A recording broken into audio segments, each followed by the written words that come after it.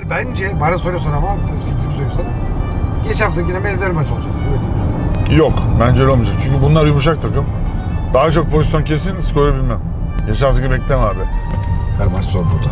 Böyle bir lig. Yani bu Championship'te şu maçı kazanalım diye sahaya çıkamıyorsun.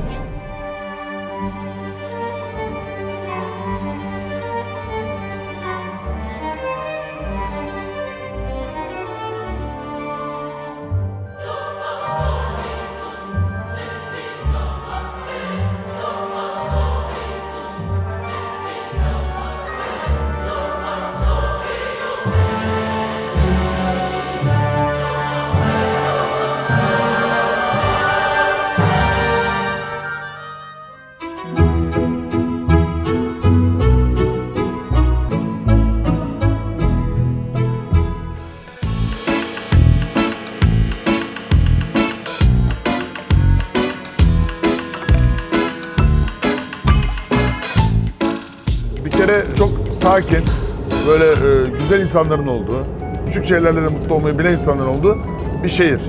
260 bin nüfusu var, liman şehri. Buradan her gece Amsterdam'a feribotlar kalkıyor. Baktığın zaman İstanbul Boğazı'nı andıran bir köprüsü var. Üzerinden geçeceğiz şehre giderken. Bizdeki Boğaz Köprüsü gibi düşünme kafanda. Çünkü köprünün bir tarafında hul var, öbür tarafta hiçbir şey yok.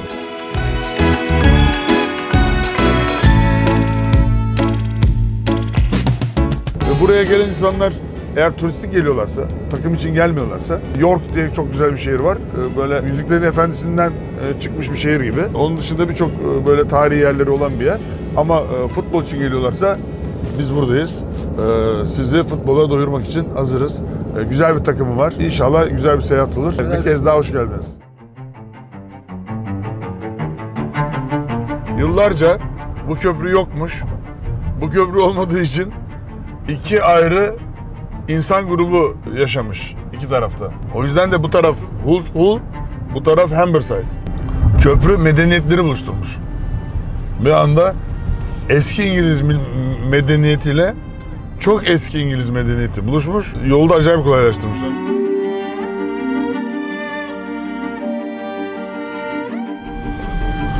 İşte gerçek İngiltere arkadaşlar. Sonra sol mu? Dur karşıya mı? Aynen sol derken karşı. Ya Allah'ım yarabbim. Sol derken karşıya çok iyiymiş ya. Ya kusura bakma bazen anlayamıyorum seni. Niye bunlar ne bu yuvarlaklar? Bunlar bir de İngiltere'de var, Türkiye'de yok. Bunlar trafik ışığı kullanmıyor. Burada. Döner kavşak. Döner kavşak da bütün konuyu çözmüş. Dönene dokunamıyorsun bile yani. Dönen dönecek.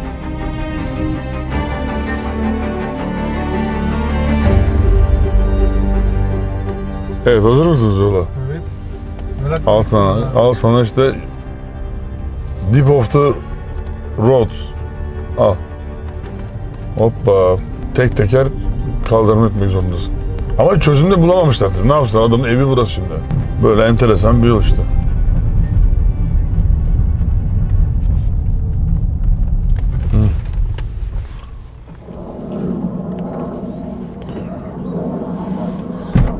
Sordular mı kim diye? Aha. Ne? Olur dedim. Öyle mi? Öyle dedim. Hemen açtı zaten. Belki de bekliyordu, belki de anlamadı. Futbolcu arabalarına bakıp kim ne kazanıyor anlayabilirsin mesela, biliyor musun? Buradan sonra ne yapıyorsun biliyor musun? Park sistemi şu. Arabayı alıyorsun abi. Böyle bırakıyorsun. Bir alır diyorsun artık. All the reasons to hate him, but you know what? I love him. Deep of the Ships. Everything okay? Fine, yeah.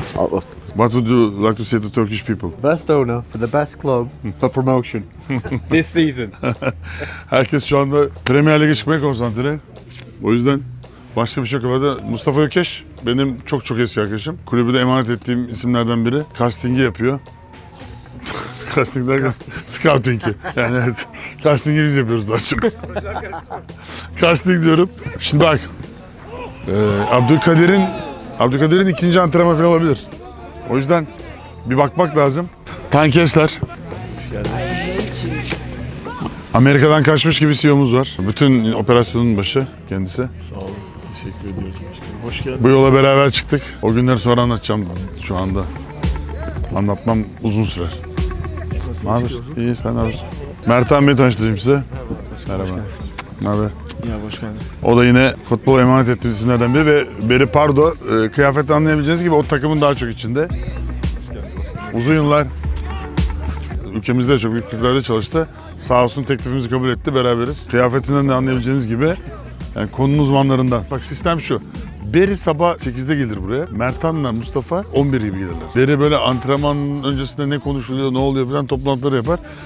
Mustafa'nın bak seyredişe bak şimdi bak. Yani o öyle bakıp oradan şimdi gözler onun başka. O alır böyle futbolcu bulur getirir. Bugün bu takım yapmamızda hem Mustafa'nın hem de Mertan'ın çok büyük tabii ki etkisi var. Beri de bu işin böyle futbolcunun kılcal damarlarına bakanlardan. Böyle kılcal damarına bakıp bu iyi futbolcu diyebilir yani. Mesela nasıl futbolcu derim mesela? Yani işte, tabii bu avantajları var. Böyle söylenebilir ama deyip sonra bir geçirir alamazsın futbolcu. Bir şey söyle. Dün bu saatte neredeydim biliyor musun? Panathinaikos antrenmanı. Anlam karmaşası yaşamaya başladım şu anda.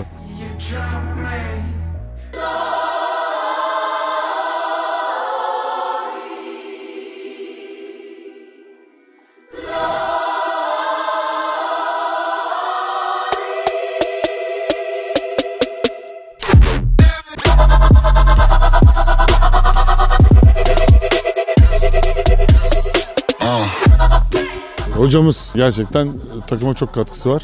I'm talking very positive about you. Thank you. Geldiğinde takım, what was our number in the league when you came? 20th? Yeah, you...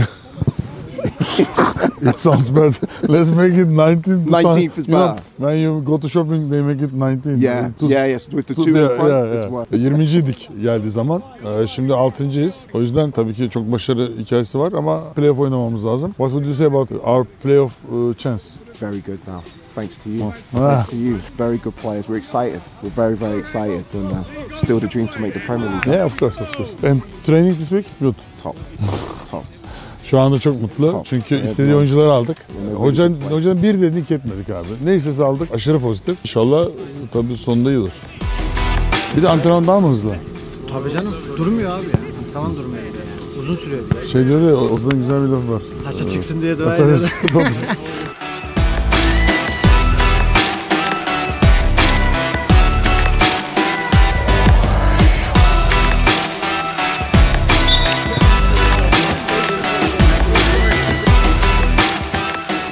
Ozan'ı biz 6-8 diye aldık. Sonra 8 oldu. Sonra 10 oldu. Şimdi 9 oldu. Diyor ki artık daha ilerisi yok. Sağ olsun bana inanan bir kardeşim. Hani Türkiye'deyken zaten görüşüyorduk ama sonuçta hayatını değiştiren bir olay. Gelir misin dediğim zaman gelirim abi dedi. O heyecanını da bana hissettirdi. Geldiği günden beri bize mutluluktan başka hiçbir şey vermedi sağ olsun. Taraftarların sevgilisi, gururumuz. Şimdi inşallah 2 tane oldular. İkisi beraber. Bir de çok büyük havam oldu. Yani şeyden dolayı havam oldu. Yani Türk futbolcu başkan getirdi. Gözler işte acaba kimi getirdi diye. Sağ olsun kariyer rekoru kırdı. Yani 2 maçta bir gol atar minimum. O yüzden kritik yerde penaltı atar. O atmadığı zaman genelde 3 kişi falan kaçırdı. Penaltı nasıl? Kaleciye bakarak mı atıyorsun? Öyle mi? Penaltı atmak bir sanat mıdır? Zor iş. Değil mi? Mesela Sardırlar 90+4'te. Bravo. 4-3. Maç 4-3. 90+4 penaltı. Peki kalecinin gözlerine mi bakıyorsun? Ya şimdi 90+4 kaleci sana bakıyor, böyle yapıyor, böyle yapıyor. Öyle mi? Ha? Kafanı karıştırıyor. İşte takımın kaptanı. Chairman, how are Captain. Good. Fine. How are you? You okay? Yeah. Good to see you. Yeah. Some words for Turkish people. This is the Turkish camera. Ozzy, lend me some Turkish quick. Hi guys, appreciate all your support from over in Turkey. You watch the games and tune in. We appreciate everything. Thank you. Up the Tigers.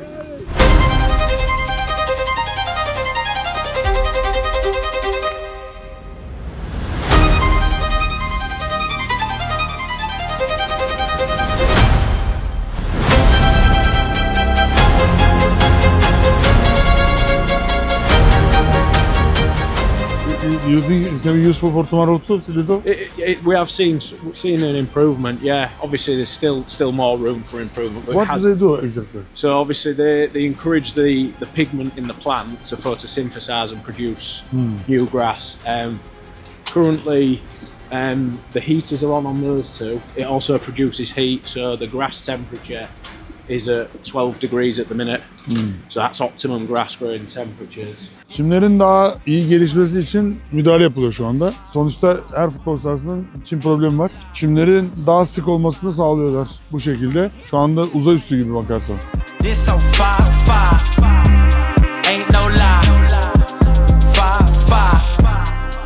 Arada fark var. Bu çünkü 12 derece sabit çalıştırıyor. Oradaki sadece ışık veriyor ki yani oradaki problemimiz daha az. Buradaki ışık almamasından dolayı problemimizi şey yapmak için.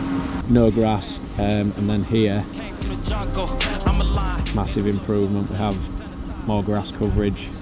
Zemin kontrolü maçtan önce geleceksin, zemin kontrol edeceksin ki takım iyi oynasın. Problem var mı yok mu? Arkadaşımız bizim çim uzmanımız. O yüzden de bilgileri veriyor. Çünkü çimi korumak çok zor bir şey futbolda. Güneş görmüyor İngiltere'de. O yüzden güneş görmediği zaman çimin yetişmesi de kolay değil. Onu sağlıyoruz şu anda. Şu arkadaki teknoloji de işte güneş ışığının yerine geçiyor. Böylece güneş görüyormuş gibi hissediyor zemin. Yarın önemli bir maç tabii bizim için. Takım çok formda. Yeni oyuncular da şu anda hepsi beraber oynayacaklar. Yarın burayı böyle görmeyeceksiniz yani. Burası yarın full. 23 bin kişi falan olacak ki yani dolu stadyum, güzel atmosfer. Artık kısmet tabii. Futbolda hiçbir zaman 2 kere 2 4 etmiyor. İki ülkenin kültürlerinden ortaya güzel bir birliktelik çıkardık diye düşünüyorum. Bir kere genel olarak bize karşı bir sempati var. Hani bana karşı olan büyük bir sempati zaten söz konusu ama onun dışında da Avrupa'nın birçok ülkesinde, bunu daha önce de söylemiştim, ülkemize karşı ciddi ben antipati hissediyorum. Bunu sokaklarda, tribünlerde her yerde görüyorum. Mesela İngiltere bu konuda Türk protestosu yapmayan, Türklere karşı böyle alerjik davranmayan, genelde de zaten yabancılara karşı da hoş geldiniz mantalitesinde olan bir ülke. Hani buraya geldiğim zaman beni kim olduğuma bakıp araştırdıkları için şimdi kulübü biri alıyor. Bütün şehir tabii beni araştırmış. Araştırdıkları zaman da hani iyi kötü bir sempatik bir adam var yani. Kimseye zarar vermeyen, iyi niyetli bir adam var. Öyle bakıp herhalde 2-0, 3-0 galip başlattılar. Ortaya çok güzel bir birliktelik çıktı bence. Maç günleri bizim için çok heyecan verici. Böyle nefessiz kaldığımız bir gün. Saatin nasıl geçtiğini anlamıyorsun maça kadar. Bir anda maç saati geliyor. Aslında totem değil de böyle hep beraber sabah kadar işte geldikten sonra özellikle hep beraber bizim ekipçe, Öcü'nün beyin ekibiyle beraber işte hep beraber toplaşıp böyle sabaha kadar sohbet, muhabbet, ne olacak, ne bitecek falan. Tabii hep beraber oturup hayaller de kuruyoruz bence. Maçı yaşıyoruz diyebilirim aslında. Evet. Bir gece öncesi inanılmaz ama yaşıyoruz. Bu arada hani Çağla'yı da artık şehirde tanıyorlar bayağı. Gol olduğu zaman direkt kaç buradan abi. Hull City ile şimdi ayrı bir gönül bağı olunca ekstra heyecanlı izliyorum. Normalde Fener maçlarını da öyle izlerdim ama bu denli değil. Böyle ben o zaman bazı şeyleri söyleyeceğim. Yani bir gün beni burada yıkılmış böyle yerde taşırlarken falan görebilirsiniz. Çünkü gol kaçırdığımız zaman falan en kötüsü abi. Bak golde sesi arada kaynıyor değil mi? Ya bir gol kaçırıyoruz. Ya nasıl olur falan diye bir bağırıyor. Bir gün dedim ki Çağla dedim lütfen yani. Yani ben zaten aranızda değilim maçta. Tepki vermeden maksimum seviyede seyreden biriyim ben. Artık 90'da falan atarsak büyük tepki veriyorum. Çağla sürekli maçın içinde.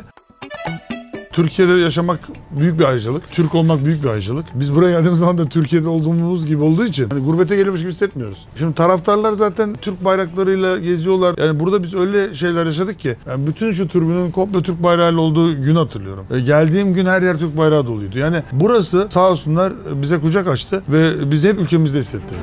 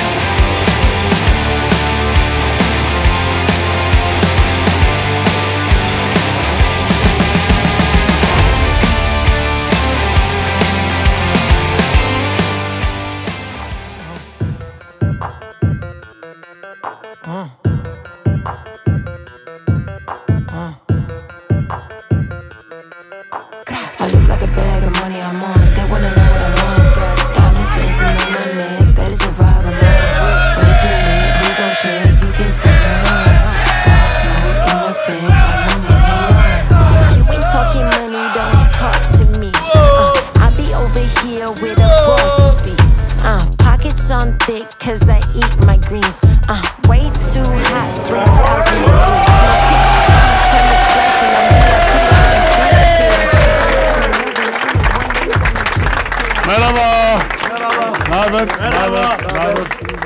Hoş geldiniz, hoş geldiniz, hoş geldiniz. Arkadaşlar hoş geldiniz. Uzun yoldan geldiniz. İnşallah uğurlu gelirsiniz. Eğer kazanırsak hemen yeni davet alacaksınız. Kaybedersek beni tanımıyorsunuz. Burada sistem bu.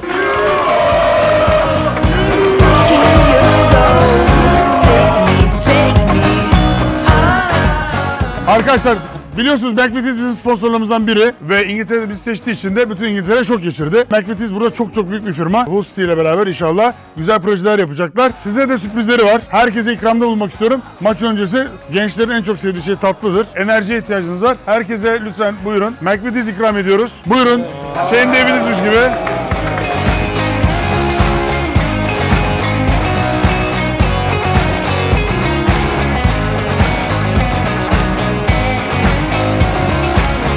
McVitie's İngiltere'nin en büyük firmalarından biri. Bütün İngilizlerin de büyük bir tutkusu var. British. British? Hi, really? Do you like McVitie's? I love McVitie's. Really? Bravo! Hayır, şöyle bak. McVitie's'in burada şöyle bir imajı var. Bütün gençler bayılıyor. Ve gerçekten de yedikleri zaman böyle acayip mutlu oluyorlar. Kendi aralarında espri de çok yaptıkları bir marka. McVitie's'in bizimle birlikte olması büyük bir mutluluk. İnşallah Premier Lig'e çıkarsak onların desteği de çok önemli olacak. Çünkü arkadaşlar onların sayesinde Jadon Fridge'ini aldık. Onlar sponsor oldu. Jadon Fridge'ini aldık. Jadon Fridge'in de bugün bir gol makinesine dönüştü. İşte tam sponsorluk ruhu bu. Onlar sağ olsunlar destek verdi. Fridge'ini aldık. Fridge'in gol attı. Takım yükseldi. Tabii ki sadece Fridge'in değil ama katkıları unutulmaz. Onlara da buradan sevgiler. McVitie's ailesine çok sevgiler. Sağ olsunlar.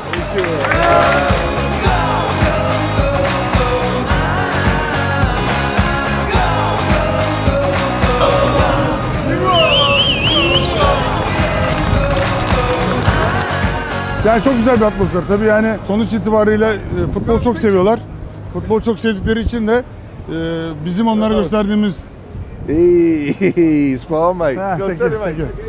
takıma verdiğimiz değer, takımdaki performansımız onları çok mutlu ediyor.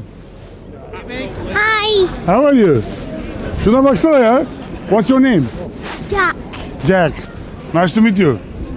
Achin from my dad. Ha. Cheers, mate. Legend. Thank you. Thank you. How are you? Thank you. Yeah. How are you? Thank you. How are you? Yes. How do you do? Fine. Good luck. How are you? Nice to meet you. Hello, boss. Hello. How are you? Fine. All right, You? minute. Well, Yeah. nice to see you. Hello. How are you? Hello. Yeah. Hiya. Everything good? Have a photo. Yeah. Come here.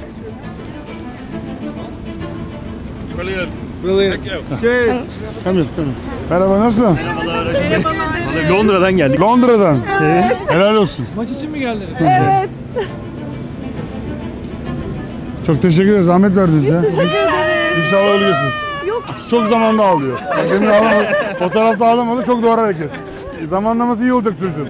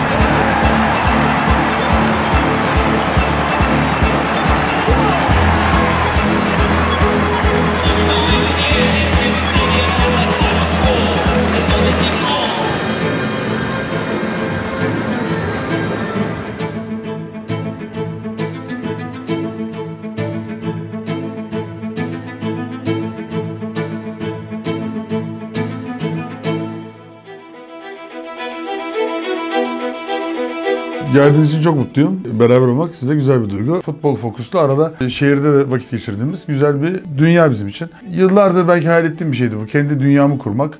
Hani şu anda aslında baktığınız zaman hani İngiltere'nin güzel bir şehrinde güzel bir dünya kurdum kendime. Bu takımla ilgili de genel düşüncem, hissiyatım ne diyorsanız Allah güzel bir takım nasip etti. Taraftarı çok güzel. Çok farklı insanlar. Yani buranın insanı sıcakkanlı, misafirperver, iyi insanlar. Yani o iyi insanların o güzel enerjisi geldiğim günden beri beni burada hep mutlu etti. Bu 2 gün içinde de o enerjiyi beraber de gördük ki ben her geldiğimde görüyorum. Yani dünyanın neresinde olursa olmalıyım bazen bir taraftar çıkıyor, sarılıyor, takımımızı kurtardın diyor. Bana savor diyorlar ki çok güzel bir şey benim için bu. Yani bu güzel dünyada sizi de misafir ettiğim için çok mutluyum. İnşallah bir dahaki çekimimiz Premier Lig'de olur. Buradan Husti'yi destekleyen İngiliz ve Türk taraftarlara sesleniyorum. İyi ki varsınız. Sizler olmasanız bana göre Husti olmaz. Hep aile kulübü diyorum. Bu güzel ve büyük aileye artık Türkler de dahil oldu ve çok güzel bir aile olduk. İlk geldiğim günden beri beni bağırlarına basan bütün İngiliz taraftarlara, İngilizlere, Hustilere gönülden teşekkürler. Türk taraftarları da burada daha çok bekliyoruz. Çünkü onlar geldiği zaman ayrı bir mutlu oluyoruz. Şimdi sol köşede ileride Türk taraftarları ayırdık. Her geçen maçta daha da büyüyor. O Türk bayraklarını gördükçe de ben çok mutlu oluyorum. Sağ olsunlar İngilizler de bayraklarımızı devamlı taşıyorlar ama hani Türklerin de burada olması, iki ülkeyi beraber görmek çok güzel bir duygu. Buradan Husti taraftarlarına söyleyeceğim tek bir şey var. Hep beraber bir rüyanın peşinde koşuyoruz ve er ya da geç o rüyaya ulaşacağız. Up the Tigers. When the world gets a little too hard, wipe your eyes, put away your sorrow. When it's war, I'll be leading the charge, and I'll be still fighting for you tomorrow. Yeah, even with a blindfold or in different time zones, could find my way to you with my eyes closed. There's nothing between us. Go to Mars and Venus, stand in front of every one of them rocks they slinging and be a shield. Yeah.